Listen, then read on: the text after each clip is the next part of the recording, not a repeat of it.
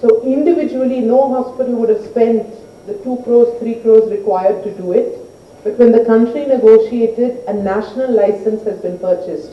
And now any hospital, public or private, will start using SNOMED as their methodology of standardizing data capture. And this is a huge step. It's a very, very large step in the long-term journey of transformation of how data is captured, how data is used, how we can take one electronic health record and move it to another hospital, get a second opinion via telemedicine from India or abroad, and ultimately, and I think more importantly for the many scientists in this room, can we start data mining? So this is the basis or the foundation for a lot of this to happen. But this is but a beginning. Not only is the adherence, the acceptance and the use of this data standard crucial, but there are also a few other standards.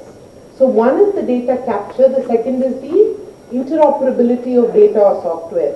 In this day where I think every 7th minute there's a new mobile app coming up, irrespective of whether it's gaming or healthcare, the buoyancy of the sector is exciting.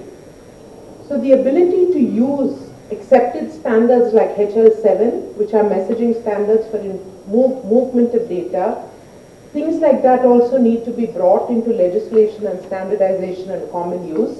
But I think the government has an empowered committee, and NASSCOM and NatHealth, the healthcare body as well as the IT body, are working together with the government to create this framework or this roadmap on how data will be captured, exchanged, and whether we can create a national health information exchange which can be used by the private and the public sector for transmission of data.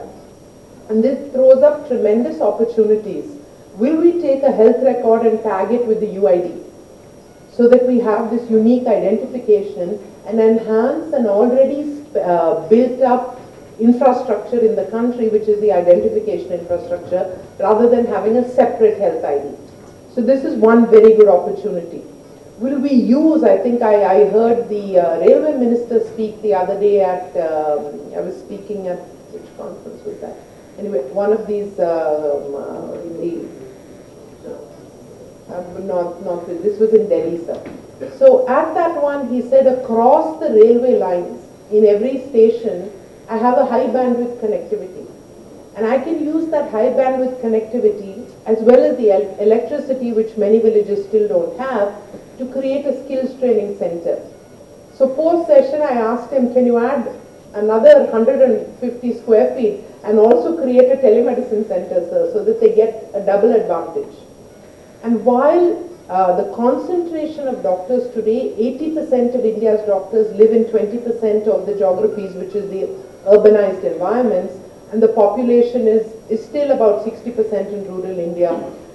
Many of them will find it difficult to travel into rural areas, even though a lot of them do it. But nobody, not a single doctor has ever said no to do a teleconsult.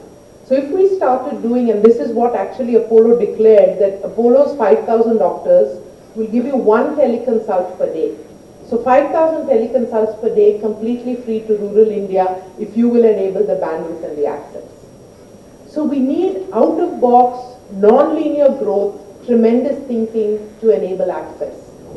So there's the teleconnectivity, and I think India's digital mission, Digital India, is a tremendous example of the firm commitment of this government to transform the way we are connected. I think the budget outlay for Digital India is $17 billion. This should be one very powerful area to get us onto this path. So there's the internet connectivity. There's the healthcare framework and methodology on which data is written, data is accessed, data is exchanged, data is mined. So across that, we need to think through the framework better and push it. The next and I think very important aspect of transformation goes a bit beyond, it rides on the technology, but it really talks about the devices. All of you know today that healthcare in India, best described as islands of excellence, where we're matching world-class standards, we're matching world-class outcomes, but islands of excellence, and we're doing it at 1/10 of the price compared to our global partners. but islands of an excellence in an ocean of inadequacy. Many of our people are denied healthcare, denied access, denied emergency, denied medicines, and there is a huge transformation requirement across the healthcare access.